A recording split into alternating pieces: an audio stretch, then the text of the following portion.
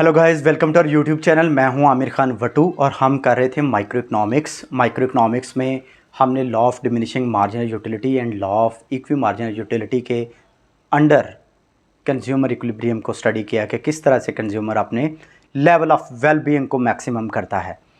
तो आज हम ऑप्टिमलिटी इक्वेशन के थ्रू भी कंज्यूमर इक्विलिब्रियम को देखेंगे और देखेंगे कि किस तरह से कंज्यूमर जो है जब मल्टीपल यानी कि मोर देन 2 गुड्स कंज्यूम करे तो कंज्यूमर अपने लेवल ऑफ यूटिलिटी को मैक्सिमम या ज़्यादा से ज़्यादा कैसे करेगा। ठीक है, आपने उन लॉज के थ्रू देख लिया कि कंज्यूमर जो है वो 2 गुड्स कंज्यूम कर रहा था जब law of equi marginal utility था। ठीक है, law of diminishing marginal utility में तो कंज्यूमर सिर्फ और सिर्फ एक गुड कंज्यूम कर रहा था, खर्च कर रहा था, और उसके ज़रिए हमने टेबल और ग्राफ में देखा। लेकिन अब यहाँ पर मैथमेटिकल इक्वेशन है। मैथमेटिकल इक्वेशन कब काम आती है? जब कंज्यूमर मोर देन 2 यानी कि मल्टीपल गुड्स कंज्यूम कर रहा है। ठीक है, और यहाँ पर क्या होगा कि हमारे पास ये ऑप्टिमलिटी इक्वेशन है कंज्यूमर इक्विलिब्रियम की।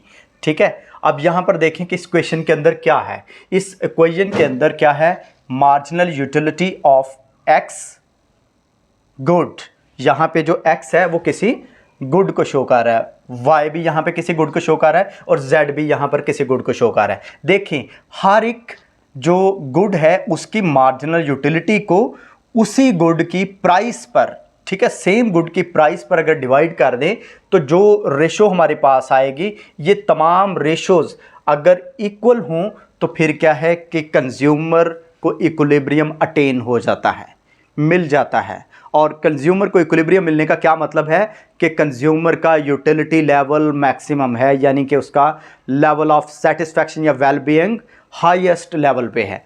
ठीक है ना, और यही कंज्यूमर का इक्विलिब्रियम होता है। और इसीलिए हम कंज्यूमर की स्टडी करते हैं कि कंज्यूमर को देखते हैं कि वो कैसे डिसीजन लेकर अपनी लिमिटेड इनकम, ठीक है, हर एक कंज्यूमर के पास एक लिमिटेड इनकम है, ठीक है, और उसकी डिज़ायर्स या जो उसने परचेजिंग करनी है, जो वो ख़रीदना चाहता है, वो उनका तो कोई शुमार ही नहीं है, वो अनलिमिटेड हैं। लेकिन कंज्यूमर किस तरह से डिसीजन लेकर अपनी इनकम को कंज्यूम करता है कि उसका level of well being maximum हो जाए, और इसके लिए जो मैथमेटिकल इक्वेशन है वो आपके सामने है।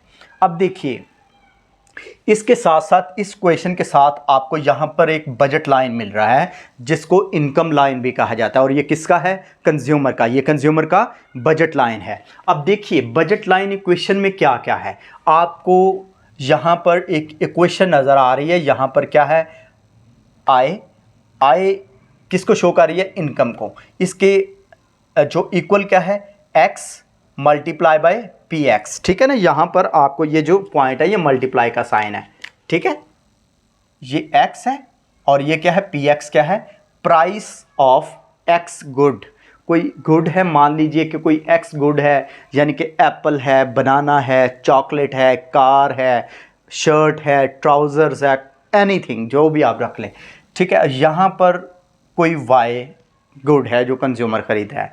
ठीक है, तो यहाँ पर ये क्वेश्चन अगर मल्टीपल गुड्स कंज्यूमर परचेज कर रहा है तो हम यहाँ पे एक और प्लस का साइन डालेंगे और लिखेंगे, अगर जेड प्रोडक्ट है कोई या गुड है तो हम क्या लिखेंगे? जी यानी कि Z multiply by price of Z. ठीक है, तो इसी तरह से ये इक्वेशन जो है ये क्या शो करती है कि कंज्यूमर अपनी इनकम को, उसकी एक गिवन इनकम होगी, यानी कि उसके पॉकेट में कुछ ना कुछ इनकम है, उसकी मंथली इनकम, उसकी डेली इनकम, या फिर उसकी कोई वीकली या ईयरली इनकम है। ठीक है ना, ये लाइन है या इक्वेशन है, ये जो एक इक्वेशन है ये बताती है कि कंज्यूमर इसके अंडर रहकर ही अपनी कंजप्शन कर सकता है, यानी कि चीज़ों पे को परचेज कर सकता है। यानी कि ये इनकम, ये सारी की सारी इनकम जो है, इन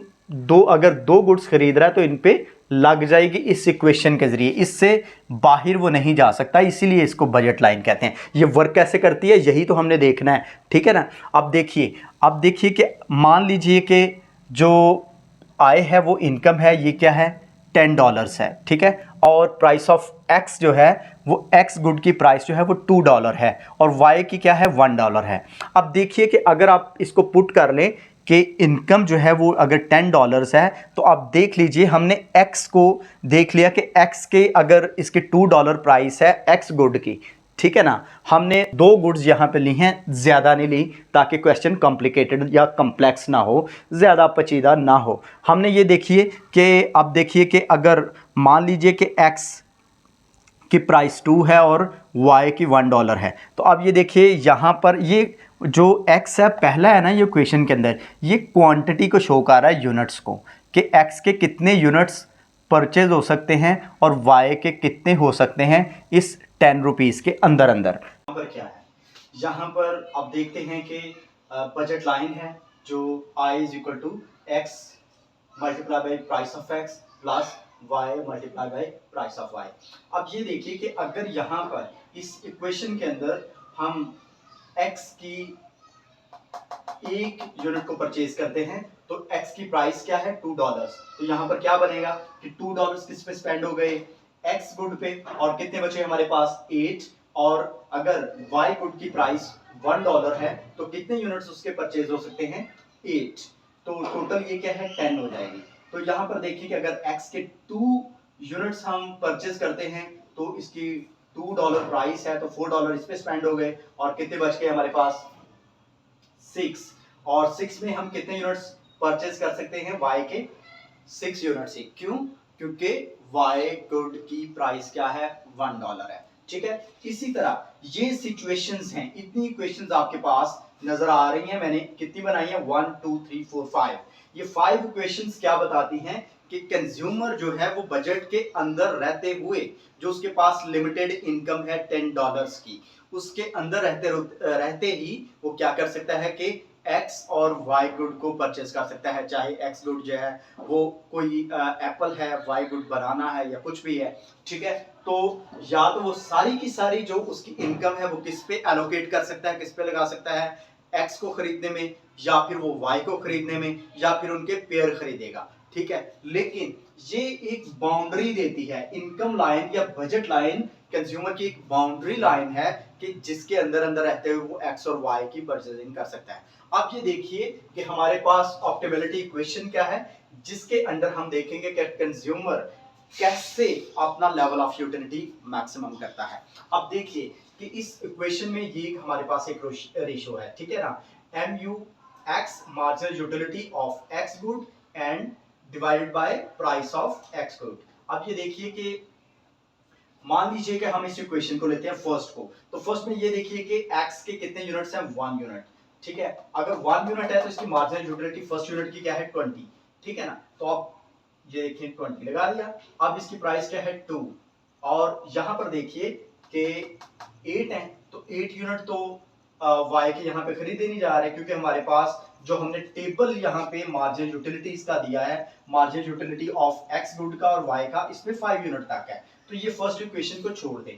हम इसमें से कौन सी इक्वेशन ले सकते हैं जिसमें 5 यूनिट तक दोनों के हों, या 3 हों या 2 हों या कुछ भी। अब ये देखिए कि अगर इनको मैं नंबर दे देता हूं आपकी फैसिलिटी के लिए, ठीक है। ये देखिए कि 5 इक्वेशंस है 1 2 3 4 एंड 5, ठीक है। आप इसमें देखें कि अगर आप इक्वेशन नंबर 3 लेते हैं, इसमें x के कितने यूनिट्स हैं, नजर आ रहा है आपको 3 यूनिट्स, और y के कितने हैं 4 यूनिट्स। अब x की थर्ड यूनिट की आपने मार्जिनल यूटिलिटी देखनी है और y के किस यूनिट की देखनी है, फोर्थ यूनिट की। ये हमारे पास वो वैसा ही टेबल है जैसा कि हमने पिछली वीडियोस में आपके पास था। तो ये देखिए कि x के थर्ड यूनिट की कितनी है 10, और y के फोर्थ यूनिट की कितनी है 5। तो अब ये देखिए कि मार्जिनल यूटिलिटी ऑफ x, ठीक है, यहां पर कितनी है, ये 10 है और इसकी प्राइस क्या है 2, और मार्जिनल यूटिलिटी यहाँ पे जो फोर्थ यूनिट है, चौथा यूनिट है वाई गुड का, उसकी क्या है 5 यूटिल और उसकी प्राइस क्या है $1। अब ये देखिए कि इसको आप अगर कैंसिल करें तो 5 इज इक्वल टू 5 है, ठीक है ना। तो यहां पर आपने देखा कि इस अगर ये वाला कॉम्बिनेशन, ठीक है ना, अपनी इनकम के अंडर रहते हुए अगर y के ये वाला y और x का ये वाला कॉम्बिनेशन देता है, तो यहाँ पर ये रेशियोज जो हैं वो बराबर हो जाती हैं। ठीक है, मैं इसको मिटा देता हूँ क्योंकि z हमारे पास नहीं है इस वक्त। ठीक है ना, तो यहाँ पर ये जो वैल्यूज हैं इनका इक्वल आना क्या बताता है कि कंज्यूमर जो है उसका यूटिलिटी लेवल मैक्सिमम हो गया है। ठीक है ना, आप ये देखिए कि मान लीजिए कि आप इसकी बजाय, ठीक है, डिस्पाइट ऑफ दीज वैल्यूज आप कोई और वैल्यूज लेते हैं कि आप मान लीजिए कि ये क्वेश्चन है, इसमें भी इनकम 10 रुपीज है। इसमें ये देखिए कि 4 यूनिट किसके हैं, एक्स के, और 2 यूनिट किसके हैं, वाई के। अब ये पुट कीजिए, फोर्थ यूनिट की मार्जिनल यूटिलिटी क्या है, एक्स की। ये फोर्थ यूनिट की कितनी है, 5। ठीक है ना, तो 5 और इसकी प्राइस क्या है, 2। ठीक है, अब देखिए कि ये 2 यूनिट्स किसके हैं, वाई के, तो इसकी सेकंड यूनिट की यूटिलिटी कितनी है, 7 यूटिल्स, और इसकी प्राइस क्या है, 1। इसको आप कैंसिल करेंगे तो 2.5 इज इक्वल टू 7 आ जाएगा, दैट इज नॉट इक्वल। ठीक है, तो यहाँ पर क्या है कि कंज्यूमर का जो यूटिलिटी लेवल है वो मैक्सिमम नहीं है क्योंकि इक्वेशन यहाँ पे फिट नहीं आ रही। ठीक है, तो ये रही आपकी ऑप्टिमलिटी इक्वेशन, जिसके लिए हमें किस किस चीज की जरूरत थी, हमारे पास एक बजट लाइन था, प्राइसेस थी दोनों गुड्स की, और इनकम भी थी। ठीक है ना, और इसी इनकम में जो लिमिटेड इनकम है, इसी से कंज्यूमर अपनी यूटिलिटी को मैक्सिमम करना चाहता है। और इस जो इक्वेशन के जरिए भी हमने देखा कि कंज्यूमर जो है वो कैसे डिसीजन लेता है और उसका लेवल ऑफ यूटिलिटी या वेलबीइंग लेवल जो है वो अपना मैक्सिमम करता है। ठीक है, thank you so very much. ये हमारे कार्डिनल अप्रोच के थ्रू जो है हमारे लॉस भी कंप्लीट हो गए और मैथमेटिकल इक्वेशन को भी आपने ओवरव्यू कर लिया, देख लिया, इसको मेमोराइज कर लें इन चीज़ों को, इन टेबल को कि आपने कैसे यूटिलिटीज लेनी है एक्स और वाई की, और बजट लाइन इक्वेशन को भी देख लें। ठीक है, आप यहाँ पर एक्स की जगह पर ए भी पुट कर सकते हैं, जो भी आपने अपने प्रोडक्ट के नाम रखने हैं, यहाँ पे हमने एक्स और वाई रखे हैं। ठीक है, thank you so very much and wait for the next video, bye.